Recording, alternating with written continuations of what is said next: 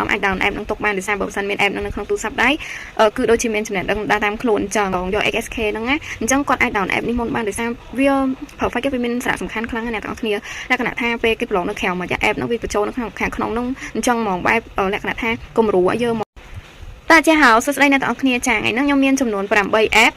ធ្វើការណែនាំជូនអ្នកទាំងអស់គ្នាតាក់ទងទៅនឹង app ចិនសម្រាប់យើងរៀនខ្លួនឯងអញ្ចឹងបើអ្នកទាំងអស់គ្នាចាប់អារម្មណ៍អាច down app នឹងទុកបានដោយសារបើមិនមាន app នៅក្នុងទូរស័ព្ទដៃគឺដូចជាមានចំណេះដឹងតាមខ្លួនអញ្ចឹងអូខេអញ្ចឹង app ទី1ដែលខ្ញុំនឹងណែនាំគឺ Google Translate អញ្ចឹង Google Translate ខ្ញុំជឿថាគ្រប់គ្នាប្រកាសជាស្គាល់ហើយនឹងប្រើប្រាស់វាច្រើនរហូតដល់សប្តាហ៍ហ្នឹងapp ហ្នឹងក៏ជាប្រភេទ app ល្អដែរដែលយើងអាចបកជាច្រើនភាសា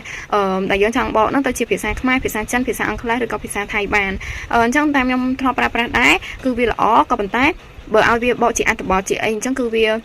មានន័យថាបកបានប៉ុន្តែបើសិនយើងចង់បកពាក្យនឹងមួយហើយយើងចង់ឲ្យវាសម្រាប់ទៅជានិយមន័យបញ្យលយើងបន្ថែមគឺអត់ទេប៉ុន្តែបកតាម Google Translate ហ្នឹងអាចមានពាក្យខ្លះក៏បកអត់ត្រូវដែរគ្នាយើងអញ្ចឹងខ្ញុំសូមណែនាំ app ទី2ដែលគេហៅថា Playgo អញ្ចឹងអ្នកនរគ្នាអាច down app នេះបានដោយសារ app ហ្នឹងគឺពេញនិយមខ្លាំងមែនតើគេក៏ប្រើដែរលក្ខណៈថាវាល្អហ្មងណាប៉ុន្តែទាមទារអ្នកនរគ្នាចេះភាសាអង់គ្លេសខ្លះៗដើម្បីប្រើប្រាស់វាអញ្ចឹង app Playgo នេះគឺអ្នកនរគ្នាគ្រាន់តែទៅសេពាក្យដែលយើងឆ្ងល់ឧទាហរណ៍ពាក្យ new how តែយើងអត់ចេះបកប្រែអត់ដឹងបកថាមិនអញ្ចឹងទៅសេវាមក new how អញ្ចឹងវាបកជាភាសាអង់គ្លេសសម្រាប់យើងហើយមានជា example ឲ្យយើងទៀតអញ្ចឹងអ្នកនរគ្នាអាចប្រើពាក្យប្រើ app ហ្នឹងទៅខ្ញុំគិតថាវាល្អហើយផ្ដល់ផលប្រយោជន៍ហើយច្រើនណា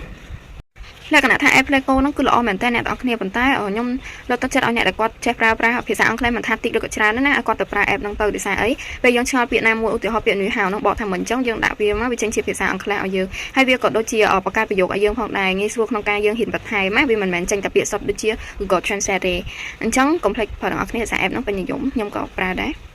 អូខេឥឡូវយើងចូលទៅដល់ app ទី3អូខេអ្នកទាំងអស់គ្នាឥឡូវយើងចូលទៅដល់ app ទី3ដែលគេហៅថា Chinese Skill អញ្ចឹង app ហ្នឹងគឺមានសារៈប្រយោជន៍ខ្លាំងមែនទែនសម្រាប់អ្នកដែលគាត់ចេះត្បូងអីអញ្ចឹងឬក៏ចេះខ្លាំងអីក៏បានក៏អាចប្រើប្រាស់ app ហ្នឹងបានដែរលក្ខណៈថាវាមានមេរៀនទៅតាម level វាមួយទៅរហូតអញ្ចឹងណាហើយវាក៏មានដូចជាវេយ្យាករណ៍បរិញ្ញាយើងហ៊ានអាន pinyin មានការអនុវត្តលំហាត់អីផ្សេងផងដែ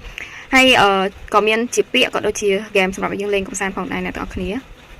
ាអូខេអ្នកទាំងអស់គ្នាឥឡូវយើងចូលទៅដល់ app ទី4ដែលមានឈ្មោះថា Hello Chinese អញ្ចឹងណែនាំឲ្យសម្រាប់អ្នកដែលគាត់អត់ទាន់សូវចេះព្រឹសឬក៏គាត់ទៅព្រាមដំបូងអីគាត់អាចប្រើប្រាស់ app នេះបានដោយសារ app នេះគឺវាមានមេរៀនជាច្រើនសម្រាប់ឲ្យយើងធ្វើការរៀននិងអនុវត្តជាមួយវាហើយក៏ប្រាប់ពីរបៀបនៃការអាន pinyin របៀបនៃការសរសេរក៏ដូចជាការបញ្ចេញសូរសំឡេងទាំង4ផងដែរដោយសារ pinyinយើងដឹងហើយការបញ្ចូលសំឡេងរបស់ចិនគឺមាន4សំឡេងទី1សឹងទី2សឹងទី3សឹងទី4សឹងអញ្ចឹងនៅក្នុង app នោះក៏គេមានបរិញ្ញាបែបអញ្ចឹងដែរហើយគេមានតារាង pinyin មានរៀបចំការប្រឡងក៏ដូចជាមានរៀបហ៊ានពាក្យអីផ្សេងដែរហើយមួយទៀតក៏គេមានលក្ខណៈថាលំហាត់មាន3 4ហូបអីអញ្ចឹងទៅគេដាក់ពាក្យចិនហ្នឹងយើងជ្រើសរើស select យកពាក្យមួយណាដែលត្រូវនឹងហូបភាពហ្នឹងណាវាជាការកំសាន្តដែរអញ្ចឹងអ្នកនរគ្នាអាចសាកល្បង down វាបានអូខេចូលដល់ app ទី5ខ្ញុំជឿថាអ្នកនរគ្នាប្រកាសជាស្គាល់ app ហ្នឹងច្រើនហើយសម្រាប់អ្នកដែលគាត់រៀនចិនហ្នឹងណាគេឈ្មោះថា Duolingo ហ្នឹងគឺជាប្រភេទ app មួយដែលល្អខ្លាំងមែនតើវាមាន game វាមានអីឲ្យយើងលេងក្នុងការកំសាន្តដែរអញ្ចឹង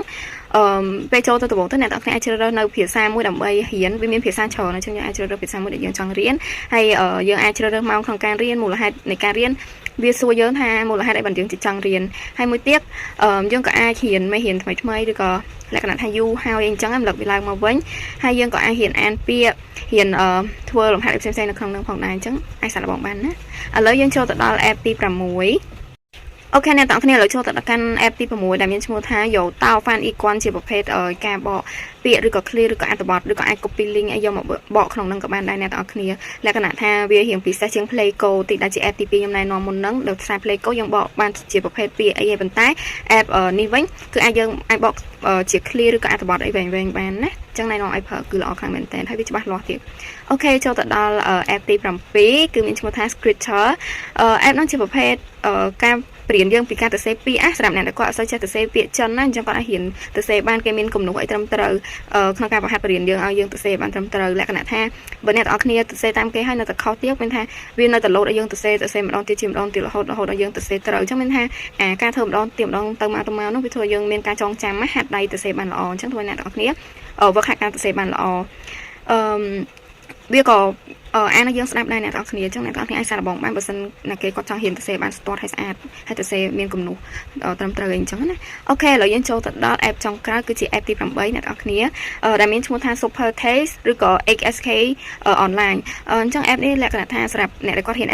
XSK មកអ្នកទាំងអស់គ្នាគឺវាល្អមែនតើណាសម្រាប់អ្នកដែលគាត់មានបំណងចង់ទៅហ៊ាននៅក្រៅស្រុកអញ្ចឹងគាត់ត្រូវការឆ្លងកាត់ការប្រឡង XSK នឹងសិនឬក៏អ្នកដែលគាត់ហ៊ាននៅក្នុងស្រុកយើងក៏បានដែរប៉ុន្តែគាត់ចង់ប្រឡងយក XSK ហ្នឹងណាអញ្ចឹងគាត់អាច download app នេះមុនបានដោយសារវា perfect វាមានសារៈសំខាន់ខ្លាំងណាស់អ្នកទាំងអស់គ្នាលក្ខណៈថាពេលគេប្រឡងនៅក្រៅមកយ៉ា app ហ្នឹងវាបញ្ចូលនៅក្នុងខាងក្នុងហ្នឹងអញ្ចឹងហ្មងបែបលក្ខណៈថាគំរូឲ្យយើងហ្មងដែលយើងអាចជាសិស្សអាចត្រៀមខ្លួនបានក្នុងការប្រឡងមែនតើនៅខាងក្រៅអញ្ចឹងវាមានមេរៀនលក្ខណៈ XSK មេរៀនហ្នឹងហើយវាមានរៀបចំការប្រឡង XSK 1ដល់6ទៀតអ្នកទាំងអស់គ្នាអញ្ចឹងអ្នកដែលគាត់មានគម្រោងចង់ប្រឡងគួរតែ download app ហ្នឹងមួយទុកក្នុងទូរស័ព្ទហើយរៀនអនុវត្តឲ្យបានរាល់ថ្ងៃផងហើយលក្ខណៈថាពេលគេប្រឡងមានអីប្រឡងចឹងលក្ខណៈថាដូចមែនតើអញ្ចឹងគេកំណត់នាទីគេកំណត់ពេលវេលាដាក់បន្ទុកអីឲ្យយើងអញ្ចឹងខ្ញុំគាត់ថាល្អមែនតើតែយើងអាចយកបន្ទុកខ្ពស់បានយកបន្ទុកបានល្អពេលដែលយើងទៅប្រឡង XSK មែនតើអូខេអញ្ចឹងអ្នកនរគ្នាវីដេអូរបស់យើងគឺចប់ទៅនេះហើយខ្ញុំសង្ឃឹមថាអ្នកនរគ្នាចូលចិត្តហើយកុំភ្លេច download app ចំនួន8ហ្នឹងគឺអាចអ្នកទាំងអស់គ្នាជ្រើសរើស app ណាមួយដែលអ្នកទាំងអស់គ្នាគិតថាល្អសម្រាប់ខ្លួនឯងនិងមានប្រយោជន៍សម្រាប់ខ្លួនឯងហើយ下次见យើងចាំជួបគ្នានៅពេលក្រោយ再见